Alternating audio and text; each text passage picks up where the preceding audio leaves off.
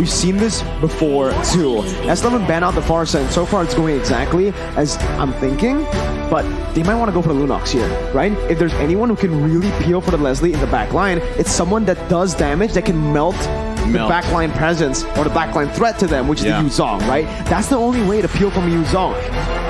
Yeah, I mean, technically you can go for a Diggy, but they already have a Lolita, right? So the real answer from me right now for S11 is picking up something like a Lunox that can really melt down the Yuzong, so it just stops him from going towards Leslie. A secondary damage source in case they want a tunnel vision. It's a bit of how we saw earlier, right? When you have two very solid sources of damage, you have no idea which one to focus down. If you focus one, the other just goes out of control. And if there's only one tool available in the side of TEAMHAQ to shut down a single hero on the back line, if you have two from S11, it might be quite difficult. So now, the question is again, for TEAMHAQ, do they want to try and zone away the Leslie using long range, or do they want to go for an assassin? They can just back up the dive coming in from the whole team. You know what? I really like how TEAMHAQ is like, you know what? It's fine. We'll also ban the mid laners, despite not having a mid laner themselves. Yeah. Because Mon is such a dynamic player, has a lot of heroes in his arsenal, right? We've seen him play the Eudora in the grand finals in MPL Malaysia. So at this point, I'm just waiting for him to pull off something like even the Diggy mid again. I was going to say, when you mentioned Diggy earlier, I was like, well, you know, possibly we could potentially see Diggy mid. It has worked before. Yep. And again, Kadena still on the table if they want to take it with that burst damage. It gives you another option here for TEAMHAQ to focus on the backside. But so far, they're going to hold off on that mid lane pick. They do lock in the jungler here. We're going to see Ling again, but right away, S11 going to lock in Karina here. So this is another unique hero coming out. And I mean, how is this going to work out, Arashi? Is this a solid choice for them? Well, early the Karina will have a bit more of an advantage. I mean, he can block the basic attacks as well coming in from the carry.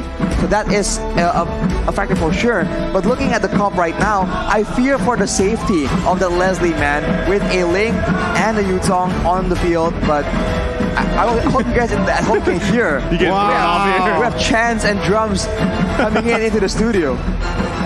Yeah, the morale. Yeah, I believe they were yelling TEAMHAQ. I think so. I think so, yeah. Yeah, so again, TEAMHAQ, all the way from Malaysia, right here in Indonesia, in the Bali United studio, they are ready, man, with the support coming in for their team. Let's see, it's the Harith pickup that's going to be in the mid lane, I believe, for S11. Yeah. So again, it's not going to be that Lunox that we mentioned, but it is a magic damage dealer here. Still great. Still a great option. Yeah. I agree, it's still great, but again, there's a lot of lockdown, right? There's that Way the Dragon, single target, lockdown. I think Chan might have to go for that Purify. But technically, think about that overlap scenario, right? The Zombie Force, then you have the Numnum Blast. Like, you have a lot of options there. I told you, play around with. You called it. You're an analyst now. I'm an analyst now. All right. You stood up for that. I know. I share your excitement here, Mirko. There's Eudora. All right. I mean, we talk about reacting. We talk about crowd control. Well, Eudora provides that. And in that mid lane, we talked about how important the control, the threat can be in allowing rotation. So with a Eudora that can just one-shot squishy heroes later on in the mid-game, TEAMHAQ has a chance to just take control over the game outright. Man, one thing I love about Eudora is just the amount of burst potential, right? You also have a great stun option, a CC, which still is paired up really well with the Cho, like we were saying, you know, have that option available to you.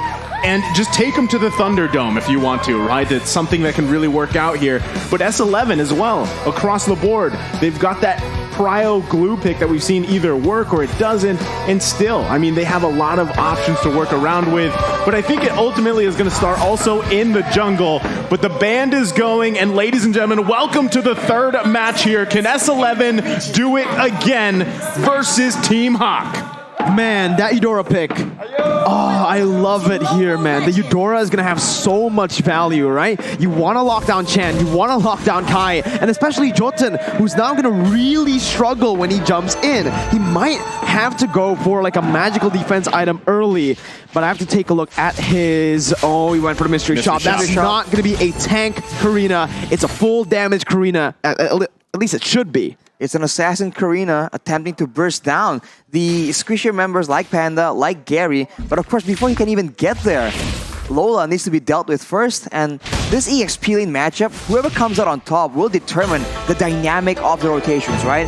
Because at any point, if during the course of a fight, a Yuzong shows up with the full combo, with the Petrify, that is just dangerous. And Glue can also wreak havoc, so that is a huge factor in deciding who has the upper hand for now. Yeah, I think right now, you know, TeamHawk gives the Lith Wanderer away. They don't want to really chance it because early on, without, you know, the Way of the Dragon, without the ultimate even from Man here, it's tough, right? Flicker in, though. Yeah, unfortunately, when you are concealed on the Leslie, that second ability, the stun from Man, won't come out. So he actually kind of miscalculated. He should have used the first ability to just reveal him first. Was out of range by the time he realized. So, again, a bit of a misplay. That's a flicker burn, but chance to be taken low, taken down even here. What a rotation. Use the Purify, but hey, that's the damage, just melting him down. Can't purify damage, my guy. That is the best crowd control, right? Death. You can't. That is the best crowd control. So, it seems like TeamHawk, despite the reputation for being more adaptive, they have taken matters into their own hands, but S11 still has control in that turtle pit. Slick movement by Kai, man. I mean, at this point, that little early first blood from TeamHawk should set themselves up for a decent turtle take here. As S11 is going to start it up, though. Black Dragon formed by Lola, zoning Jotun away. Has the Petrify, is going to be stunned up here as Jotun jumps into the back line onto Min right now. That's going to be the damage coming in. The burst was able to take Jotun down. Min's going to be taken low. Has the flicker to get out as Man is jumping in. Gary finds retribution as he pops the top of the blaze. Man picking up a double kill as Gary just slides across the place, picking up his swords and getting out. That looks so messy, but the crowd control yet again prevails. Min was cut out of position. He has the Way of the Dragon, but he wasn't sure when and where to use it. So he was moving around, but because there's so many other tools available, because Lola was able to just push everyone away and wrestle control from S11 in the beginning, he was still able to get a very impactful presence in that fight. TeamHawk right now, they have the tools available. Can they push the tempo hard enough though? That is the main question. Because S11, they are still having a lot of crowd control, especially later on in the mid game with all the AoE. Well, you're asking if they can press the situation even further here. Again, Man on this Eudora pick, having those 2 kills, the last worship as well. The burst damage is already there, and it's going to be there even like harder at this early point in the game. Now, you can see already the focus too. S11 knows they got to focus on Panda. This is the key to victory here. So if they can pick up a kill here, kind of put pressure on gold lane constantly, that is one of the best case scenarios for them. Again, they want to allow Kai to do what he did in the first match, where he just unleashes mid to late game. Oh my god, Erwin got the stun on the wrong target. He hit the minion, and now it's the collapse over to punish them. Erwin mistapped on the minion, and it's going to be Man who picks up a killing spree too, bursting Jotun down. What a disaster for S11. It looked so good. They were about to domesticate the Panda, but it did not work out. The backup comes in, the knockups comes in. That is the power of crowd control. And we talked about that burst coming in from Man. This Eudora is deadly right now. And not to mention, if you focus too much onto Panda, Gary can still be a big factor, but Everyone's gonna get kicked back.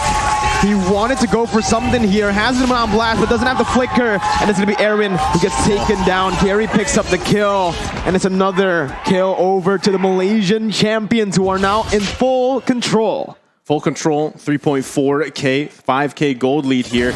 This turtle should be theirs as well, and you know, questionably, Erwin, I mean, he was trying to just maybe buy time for that turret, but better to let it go, because now this is one objective after the other going to the hands of TeamHawk here. S11's going to have their work cut out for them early on through this game into the mid game. And still, what is the answer here for Man? Man having a massive game already. This is like what Chan had in their match in match 1, right? So this is a flippy-floppy situation, but also somewhat expected from TeamHawk. They're going to put pressure where they know they need to be. Min, though, it's gonna be stunned up, that's about it, right? There's no real threat right now from S11 in terms of damage. Chan still needs to scale. Kai as well, but who doesn't need to scale? It's Man on the Eudora. That's an early game mage for a reason.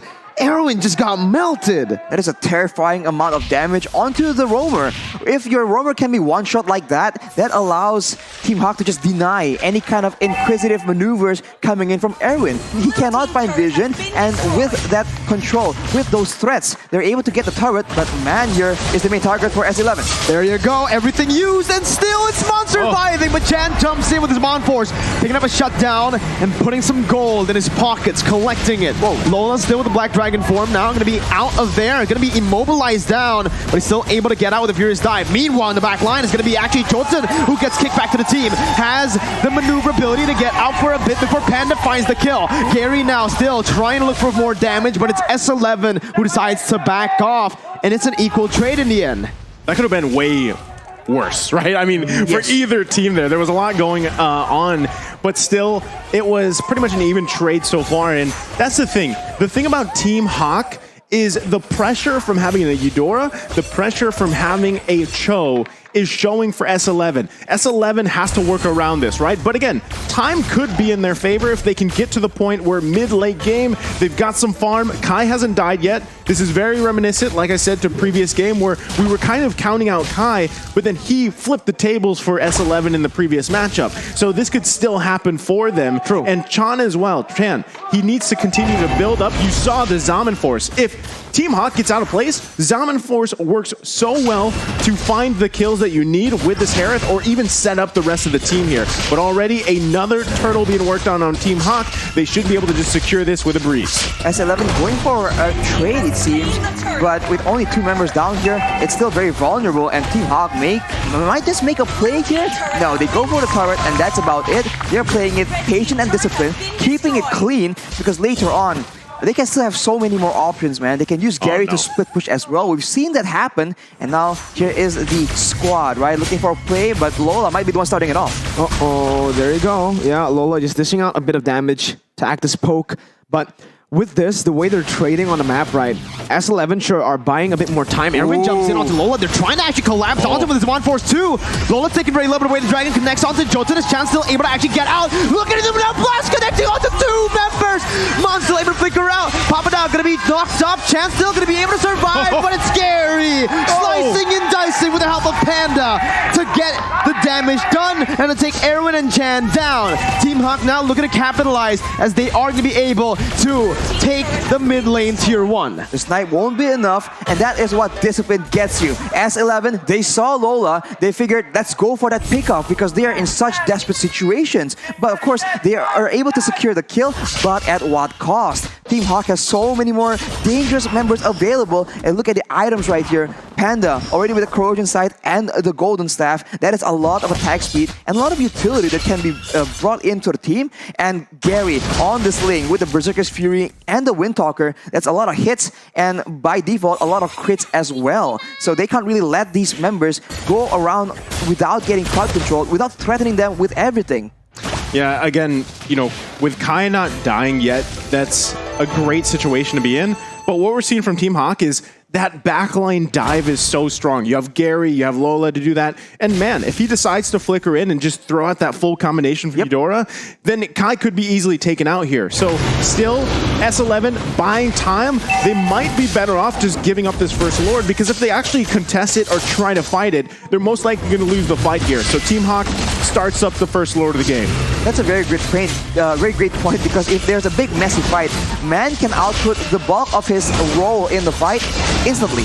Whereas for the other side, if Chan wants to mimic the same kind of success, he needs to stay alive, he needs to take a lot more risks. So Man has the quote-unquote easier hero, but that also means that as long as he's tactical and smart about his decisions in those big fights, who he targets, it's just a more clear-cut solution. S11 are still waiting for that power spike to hit, right? Yeah. They are banking on Chan and Kai. These 2 members are the 2 members that need the items to actually carry the game right now. Jotun, I think right now he just needs to act as an assassin, right? He comes in late, but if TEAMHAQ keep on just suffocating them this way, S11 have no way to actually get goal. Like, look at this, the orange buff is actually stolen away by Lola. Yeah. Oh, they're going in. What is going on here? Mid lane. And even in top lane, it's 2 kills on the board. Chance jumping back and forth, but he doesn't find a trade. It's still TEAMHAQ who just wins it out 2-0. Okay, we missed that for a second there, but 2 did go down for S11. And Lord now on the bottom side, they're going to have to be careful here how they approach this Black Dragon form. Papadog nowhere to go here. Pops the split, trying to buy some time, but the damage comes through to really just melt him down. Chan, now with his Mon4s, actually jumping onto the Furious Dive. Luckily, he did not get knocked up. He is going to be able to clear the Lord out. 10 minutes in, base turret down in the bottom lane. TEAMHAQ, I think they could have pressured a bit more there, but as we mentioned, keeping it clean, keeping it disciplined, knowing that they have the lead, but they also have a lot more early game options, so there's no point in taking unnecessary risks and letting S11 perhaps have an opportunity for a comeback. Look at the players' gold right here, Gary and Panda all the way up there, and despite the fact that Kai has been left relatively untouched, he is still not as wealthy as Jotun, which is not ideal, right? At this point, the Karina is not the main carry that you can rely on to actually decide the fate of the game. The items, right? That's what I really want to see for Kai right now. Does he have at least just the... I think he's got two. I think he's got Berserker's Fury and maybe Endless Battle. Not sure if he was building towards that yet, but I mean, you saw the damage dealt. He's the highest there, but you saw how the discrepancy between the gold from him and even someone like Panda, right? I think it was around 2,000 gold difference. And so maybe in another 3-4 minutes, we'll see Kai pop off. Now we can take a look at the items. There it is. It is going to be that Berserker's Fury with the Endless Battle here, working on the next. So if he's going, is he going BOD here, Arashi? For the third? I think BOD makes sense, especially with how you want to be playing, right? Just burst damage, assassinations, quote unquote. But TEAMHAQ right now is just zoning everyone. I mean, Kai has the steel leg plates, but it's so dangerous for him to be roaming around right here because Gary and Lola can very easily take him out. The steel leg plates alone will not be enough to secure, I don't know, his life in the big fights. And look at how TEAMHAQ is positioning, right? They're just looking for opportunities, moments where perhaps S11 will overextend just a bit, and they have the tools to just punish that. But now that the Lord is up, it's a completely different story. I think you still just give this Lord away. You defend in your base. You know, it's your 8K behind here in gold, and you don't have much movement around the map. No much space to move around in. So this is the thing, though. Even if you turtle up here for S11 and you try to protect Kai the best you can, man is still the issue, right? He could flicker in at any point and just lock down Kai. There's the Divine Glaive. That's even more big damn at this point. It's tough. It's tough here for S11, but they're going to have to defend against this Lord as soon as it spawns, and the Onslaught Siege from TEAMHAQ at 9K ahead from S11. Now the question is, can they defend, right? With the amount of damage output and pick potential and even siege from TEAMHAQ, are S11 Gaming going to be able to withstand this? Arashi? It's going to be very tough, man. I mean, if their core members don't get caught up in the initial assault, I think there's a chance, right? You can see the damage is starting to come through, but of course, with so much crowd control available, TEAMHAQ can just even zone and not even commit to a fight, and that will allow them to take down multiple structures or even end the game with good lane manipulation. No conceal already. It's popped in by Min. That's going to be a resource valuable towards S11 as Papa Dog tries his best to zone the other members away. Erwin with an not blast, but it's going to be Min who kicks him away. Still, base turret is up. Gary jumps in with the blade. Chance to be caught is going to be taken down. Unstoppable picked up by Panda already. That's the mid laner gone. One of the high ground defense members is no longer alive for S11. Man flickering forward, trying to get Kai right now. Is Kai still able to actually get out? Lola getting out of harm's way right now. Man's going to be able to dish out the damage, but it's going to be taken down in the end by Kai. He's still the back line, dealing a lot, dealing that true damage. As that's going to be Min caught. Double kill over to Kai, who's still trying to dish out the damage, and now you can see that he is starting to hurt. He is going to be able to dish out more as he's hunting for Panda. Panda picks up a godlike, flickers out, and TEAMHAQ have taken all 3 base turrets. They've taken all 3 base turrets, but they gave several kills in the process. Of course, it's not a defeat. They have so much macro pressure right now, but S11, they need that influx of gold, and it comes into the right hands kind of, so they have a chance right here. But of course, with 10K gold difference, it's going to be very difficult for them to get a victory in the big team fight unless something crazy happens, a pickoff, unless they do something crazy that TEAMHAQ can just not see coming. I mean, even looking at the player head-to-head here, we already know Kai is going to be the saving grace here for S11 if they can turn this around. He picked up the BOD about 4 minutes ago. I was like, you know, they need to buy 4 minutes. They've done that, right? They did have a successful defense in their base. That's step number 1 here. If they want to go ahead and either find a pick off of their own before that next Lord comes up, that's probably what they're going to try to do, get in position here. That will be crucial for S11 to turn this game around. They've just got to be careful because the base is fully exposed. They've got no inhibitor turrets left. That's why you have Papa Dog parking up here on the top side. Knows that Gary will be splitting around the map here, but in just a couple seconds, Lord now going to be up, and they've got to be careful on how they approach it. That fight that S11 technically won was without Chan. Mindo looking for that position, goes on to Erwin. That's going to be Lola jumping in. Chan's going to be able to pop that Zaman Force, topped up, and that's the unstoppable by Gary. Jotun tries to look for a kill, but will fall instead. Gary's going to be taken low, but the damage coming from Kai. That's the Erwin melted down by Panda. Still Kai in the back, but will be petrified, knocked up, and taken down by Panda and Lola. It's a double kill by the Black Dragon, and now it's time for TEAMHAQ to march slowly up against one member from S11. Papa Dog all alone. The miracle play will not happen as TEAMHAQ will be able to secure their first win at M4, silencing S11. What a performance, man.